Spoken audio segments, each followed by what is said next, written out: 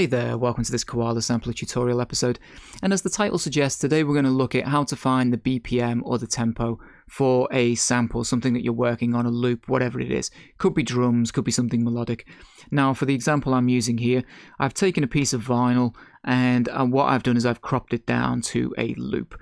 Now the reason I'm using vinyl as an example is because I wanted something that hasn't been processed in any kind of modern way, so it's not going to be structured to an exact grid or tempo. When you find like old vinyl samples, a lot of the time they're very rarely like an exact tempo, say like 80 BPM or even like 81 BPM. They can be usually 81 point something, or as an example of course, so you can be into like the point like increments, and we'll talk about that as we kind of go through. But this is the loop that I've chosen. It has some drums in here just because that will make it easier to kind of do some of the like timing thing I'm going to show you in a second. But of course you can do this with something that's just purely melodic.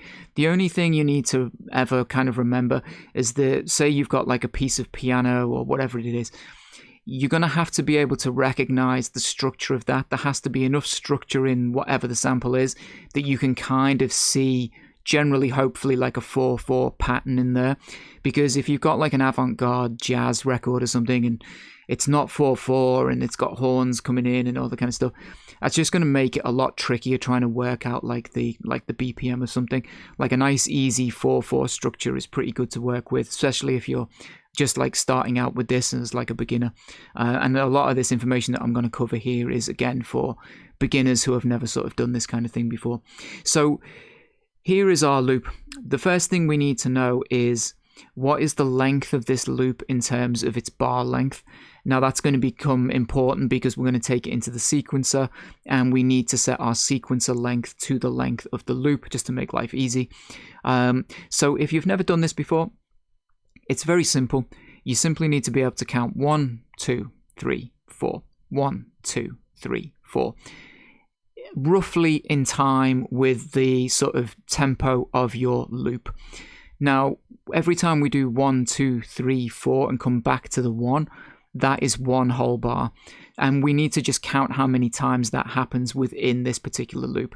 I think this is a slightly longer loop, and my guess at the moment is that it's probably a 4-bar loop, but that is a guess. I set this up before. I haven't got the skill to just loop something and work it out, but I'm going to show you how I would time that and work it out exactly. So let's put it into one-shot mode. I'm going to play you guys the loop, and I am going to count over this 1, 2, 3, 4, roughly in time with the loop. I'm probably not going to count the 1 and the 2 in here. Might start on like the 3 and the 4. And that is simply because I'm listening to try and work out the general sort of pace and rhythm of this sample. Doesn't have to be accurate, just needs to be good enough that I can work out how many bars we've got in here. So let's do that now. 3, 4, 1, 2, 3, 4, 1, 2, 3, 4, 1, 2, 3, 4. So hopefully that was obvious what I did there. I didn't count in the 1 and the 2, but again, I was just listening to get a feel for it. And as I said, it wasn't highly accurate, but I know that there are 4 bars in this loop now. And of course, your sample could be, 1 bar to X amount. Doesn't really matter as long as you can just count those bars and work it out to get your loop then into your sequence. So let's do that next. Let's open up the sequence tab here, then go into one of the sequence windows. Now this project's already set up with a 4-bar loop in here, so I can simply come and put my sample in. But if it was set to 1 bar, of course, you can just tap up your bars or double up, get it to the correct length. In this case, it's going to be 4 bars.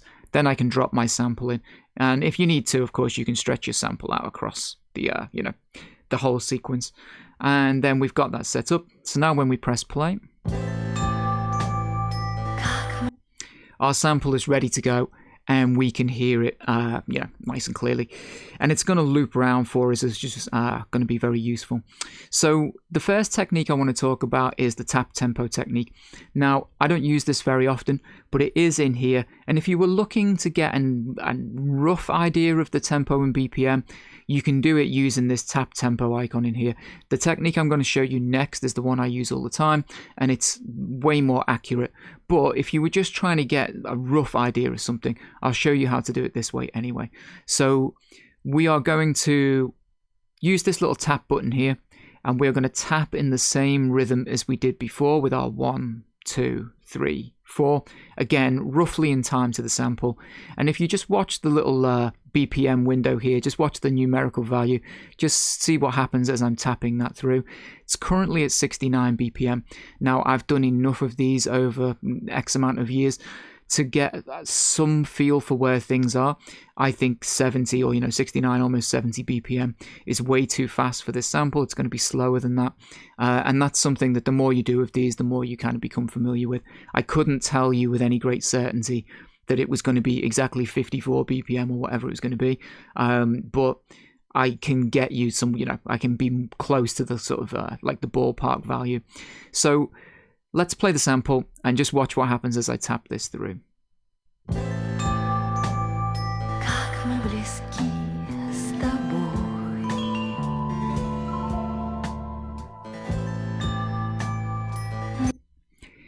Now, you could see that value changed every time I hit it. Now, that's kind of the issue with using the tap tempo technique.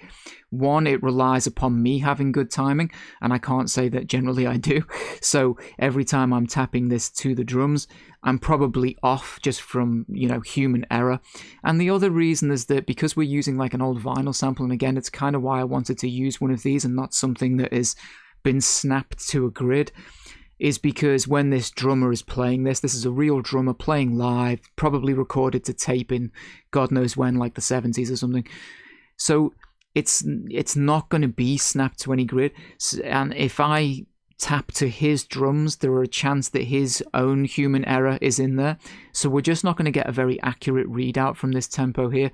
But 53.7, yeah, it's probably about right. It's probably somewhere in the ballpark. We won't know till we start looping it properly. And so that's what we're going to do next. This is going to be the technique I use like most often.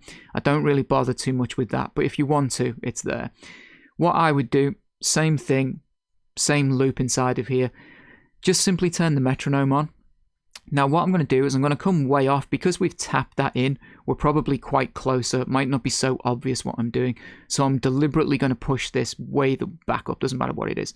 Let's just do 73 BPM. It's going to be way too fast. But as I press play and listen to my sample, what I'm listening for is the metronome's nice little 1, 2, 3, 4, 1, 2. It's got a nice accurate tick, of course, that we can rely upon. And I want to know whether it is going faster than the sample or slower than the sample. In this case, I'm 100% sure it's going to be going way faster than the sample. But just take a listen and we can see what happens.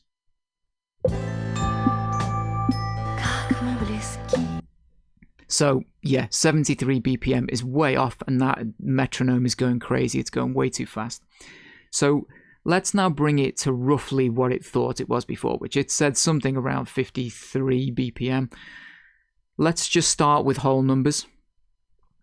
We may have to get into using the finger slider thing here to do like increments, so like 53 point something. Again, because it's an old sample, it's going to have some, human error to the timing. So the likelihood of finding it being an exact number isn't that strong. Sometimes it happens. Sometimes you'll touch lucky and it will loop perfectly at 55 or 100 BPM, whatever you're working with. But a lot of the time when you're working with these old vinyl samples, it's going to be point of a BPM, so 53 point something. But let's try it at 53. And again, we're listening to see whether it is faster than the sample or slower.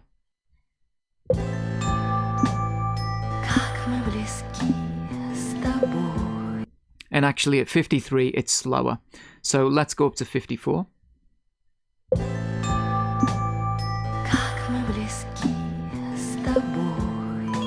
Again, still a little slow. I'm going to go up again to 55.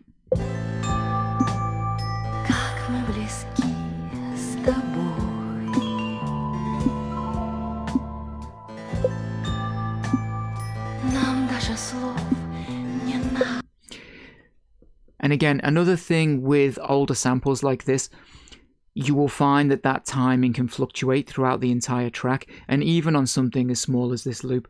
Now, there are a couple of other contributing factors to that. How accurately did you loop the sample from the beginning of the first downbeat to the end? All plays some part in how accurate this is. But yeah, just bear that in mind. So as this starts, the first bar is pretty good, second bar. By the time we get into the third and fourth bar, it's starting to slow down again. So it's we need to try and step it up a little bit. So let's try 56 BPM this time.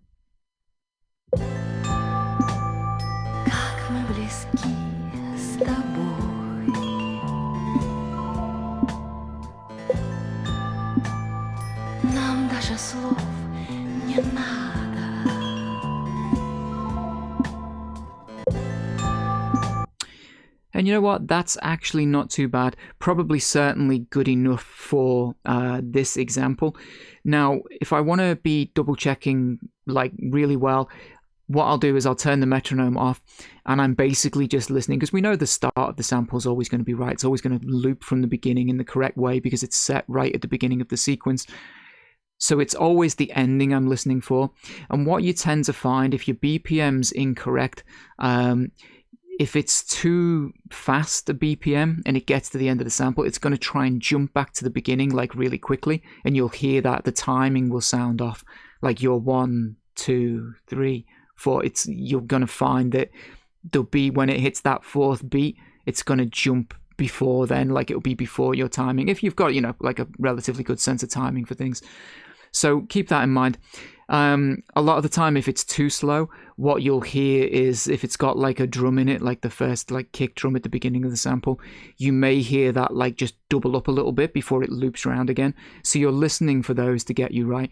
But as a first guess at 56, without getting into the 56.1, 2, 3, whatever, that doesn't actually sound too bad. Let's listen to it one more time with the metronome off.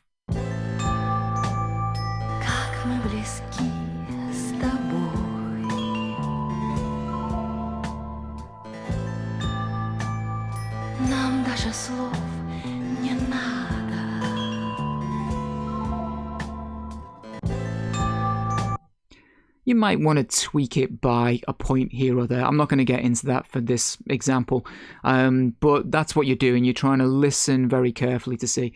And to be honest, if I brought in, say, a 56 BPM drum loop to, beat match this up, chances are by the time you put that drum loop over the top, you wouldn't notice if that was just, a fraction off. Obviously, you need to listen to the drums over the top of the sample and see how that works out. But yeah, that's pretty much it. So those are my techniques. Bear in mind, you can do this, as I said, over a short loop. You could even work out the BPM to a full track doing this, particularly with modern stuff. Modern stuff, if you're sampling anything modern that's probably been through a modern production technique and is quantized a bit, it's going to be really, really simple. You could probably pick a loop out of any section of that full track, just loop up one small, 1 bar, 2 bar loop, and then just work the BPM out to that part. It will probably be pretty good for the whole track.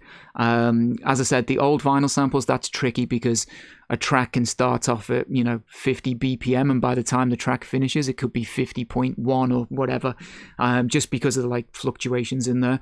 So keep that in mind. But that's my two techniques on how you could find the BPM for a sample. So the one I go to all the time is this second one that I showed you. The tap tempo is good for a very quick overview. I just want to know roughly what it is. I could tap it, get us in the ballpark. But to be more accurate, get it inside your sequencer, get your metronome on, and just have a good listen for whether that metronome is too fast or too slow.